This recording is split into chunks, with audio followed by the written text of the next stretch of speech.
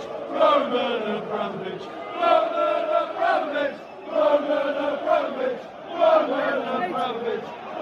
What's up, Charles? Welcome back to CBC. Welcome back to Chelsea Bola Channel. Jumpa lagi di episode ke-192 kali ini. Kemarin kita sudah membahas Chelsea versus Southampton serta demonstrasi besar-besaran Blue Call Out.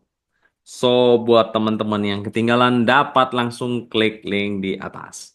Oke, jadi di episode kali ini kita akan membahas update news seputar Chelsea. Namun seperti biasa, sebelum lanjut menonton, pastikan teman-teman sudah mengklik tombol like. Dan buat yang pertama kali menonton channel CBC ini, dapat langsung klik tombol subscribe. Oke, without further ado, let's get started. Oh iya, CBC kelupaan ya mengucapkan terlebih dahulu buat teman-teman yang menjalankan ibadah puasa.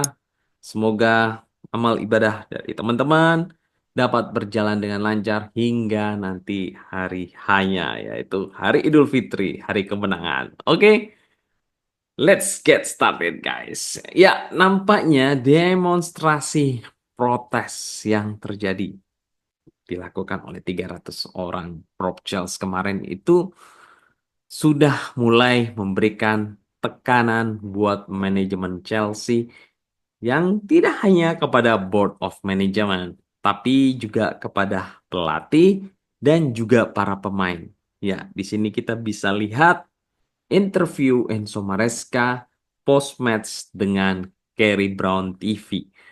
Enzo Maresca berkata, kita telah mengatakan beberapa kali bahwa target kita adalah membawa klub ini ke Champions League. Nah, tekanan demi tekanan itu terus terjadi, guys. Dan akhirnya mereka merubah target. Ya.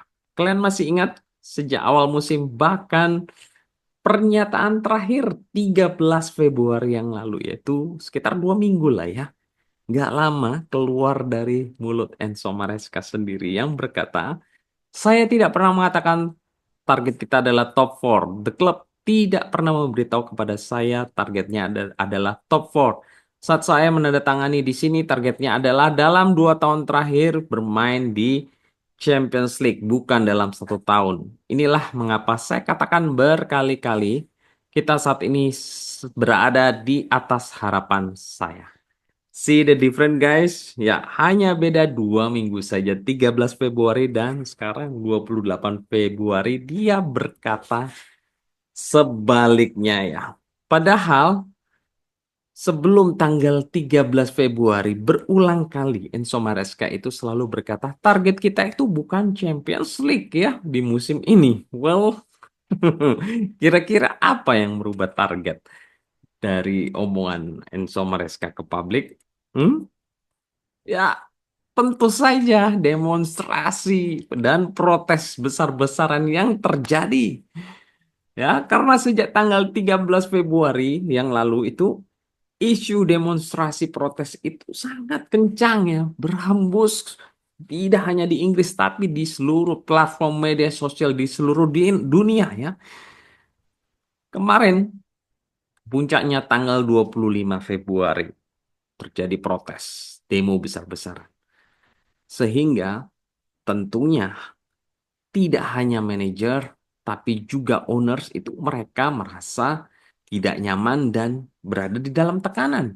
Dan merasa sangat gagal bila mereka ini tidak tembus di 4 besar di musim ini. That's why mereka merubah target mereka di musim ini dengan harus mencapai kualifikasi Liga Champions. We did it guys. Ya, makanya kita para fans Chelsea jangan pesimistis terhadap perubahan ya.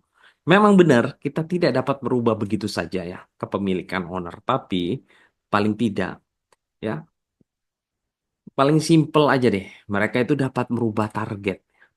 Next step merubah modul SOP. Next stepnya lagi merubah struktur organisasi. Next stepnya lagi mungkin saja mereka akhirnya fed up dan menjual saham kepemilikan dari Chelsea. Jadi setidaknya itu ada tekanan. yang kita lakukan minggu ke minggu, ya, kita dapat mengarah dan di mana hal ini dapat mengarah kepada kebijakan mereka yang mereka ambil selama ini. Next, kita akan bahas review match kemarin yang CBC sempat katakan bahwa Philip Jorgensen itu kemarin struggling ya untuk memainkan short passing. Dikutip dari Nizar Kinsella, Enzo Maresca terhadap fans Chelsea yang mencemooh frustrasi saat Philip Jorgensen sedang bermain umpan pendek. Pesan saya kepada Philips adalah jika Anda bermain bola panjang, saya akan menggantikan kamu. Saya sangat senang ini dapat terjadi dan itu tentu sulit untuk semua kiper yang saat itu terjadi. Tapi mereka harus mengikuti rencana. Oh, oke. That's why Robert Sanchez itu melakukan blunder ya guys. Berkali-kali. Bahkan terbanyak di musim ini. Sekitar 5 atau 6 blunder yang berujung gol. Belum lagi yang tidak berujung gol ya. Karena dia ini berusaha mengikuti instruksi dari Enzo Maresca. I mean, come on man. Enzo Maresca, mereka ini sudah grown up ya. Pemain profesional yang dewasa, mereka ini bukan bocah yang masih under 17 yang belum bisa mengambil keputusan. Jadi itu mesti diarahkan. Tapi Philip Jorgensen and Robert Sanchez, come on man. Ya kalau seperti ini ya makanya tidak heran banyak blunder yang terjadi karena mereka ini bermain di dalam ancaman. Kalau main long ball, kalian akan saya ganti. Sedangkan saat itu kondisi di lapangan itu para pemain lawan melakukan pressing tinggi ya sehingga kesulitan. Kalau kita paksakan untuk bermain short passing, nanti bola itu malah kerebut dan lakukan blunder lagi yang berujung dengan gol. Dan CBC itu melihat sebenarnya tidak ada yang kriminal bila kita itu bermain long ball. Tidak ada yang salah, guys. Terutama kita bisa lihatlah golnya Mitoma. Itu kan di-assist dari kiper Brighton, yaitu Verbruggen. It's not bad lah ya sesekali kita bermain long ball untuk mengejutkan ya, untuk membuat shock para back dari lawannya. Kalau kita kaku seperti ini ya, sudah pasti kebacalah permainan dari Chelsea. Karena tidak ada lagi kejutan untuk kita memproses suatu gol. Jadi kita itu sudah kebaca kita mau kemana. Penyerangannya seperti apa. Oke, next. Kita mendapat shocking news. Ya, yang mungkin CBC rasa ini 50-50 antara public relation ataupun jurnalis yang di briefing oleh para klub, tidak hanya Chelsea, mungkin dari PSG atau mungkin dari agent dari yang bersangkutan. I don't know. Dikutip dari Duncan Castles, mayoritas owner Chelsea Clearlake Capital dipahami telah mengadakan dua kali pertemuan dengan Luis Campos untuk mendiskusikan menjadi kepala sepak bola untuk Blueco, meliputi portofolio multi klub di mana termasuk Strasbourg. Dan benar saja langsung dikonfirmasi oleh owner dari PSG, dikutip dari Fabrizio Romano, Chelsea sedang tidak berencana merubah struktur manajemen mereka. Mereka senang dengan direktur saat ini dan perencanaan dengan mereka. Tidak ada negosiasi yang sedang diagendakan dengan direktur lainnya. Al-Khalifi pun berkata terkait Campos yang masa depannya dikaitkan dengan Chelsea. Saya mau memperpanjang Luis Campos kontraknya. Next, dikutip dari Bobby Vincent, mengerti bahwa di situ tidak ada kebenaran terkait rumor Luis Campos ke Chelsea. PSG penasehat sepak bola telah dikaitkan kepindahannya ke Stamford Bridge hari-hari ini. Sedangkan dikutip dari Patty, ada beberapa saran di antara para owners bahwa mereka membutuhkan kepala sepak bola yang perlu menangani semuanya di bawah Blueco. Nama teratas yang muncul adalah Luis Campos. Ini semua masih dalam tahap pendahuluan pembicaraan, di mana masih membutuhkan banyak hal untuk meyakinkan dan juga tentu saja uang. Next. Kedatangan Campos masih akan dalam pembicaraan yang cukup panjang. Owners mau melakukan sesuatu tidak hanya boiling. Next, Tentu saja sebagaimana Duncan Castles mengatakan, Luis Campos dan Chelsea dalam pembicaraan sebagaimana terungkap perlu banyak keyakinan dan ketidakpastian dari pihak luar sebagaimana owners akan menghadapi ke depannya. Luis Campos tidak membutuhkan keterlibatan Iqbal pada setiap transfer.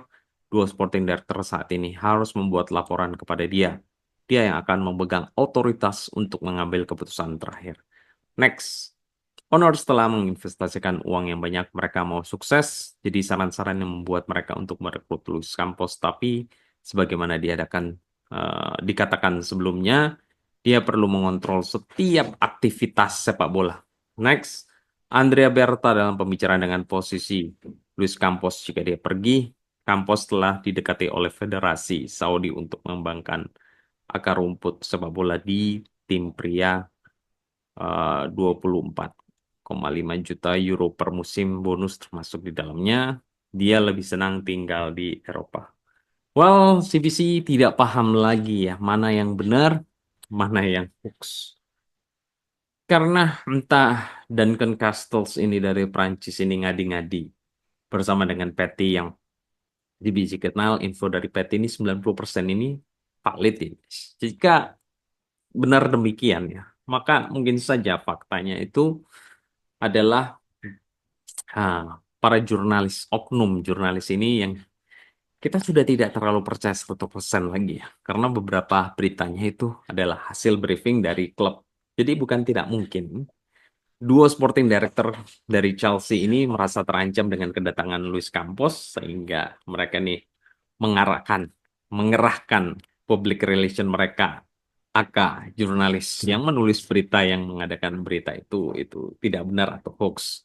Atau mungkin Luis Campos itu karena dia tahu diincar oleh federasi dari Saudi, mereka berusaha menaikkan value-nya dengan mengkaitkan dirinya dengan Chelsea sehingga daya tawar dari Federasi Saudi itu terus meningkat sehingga dia menggait Duncan Castles ini untuk mengereknya nilai dia. I don't know mana yang benar mana yang salah guys.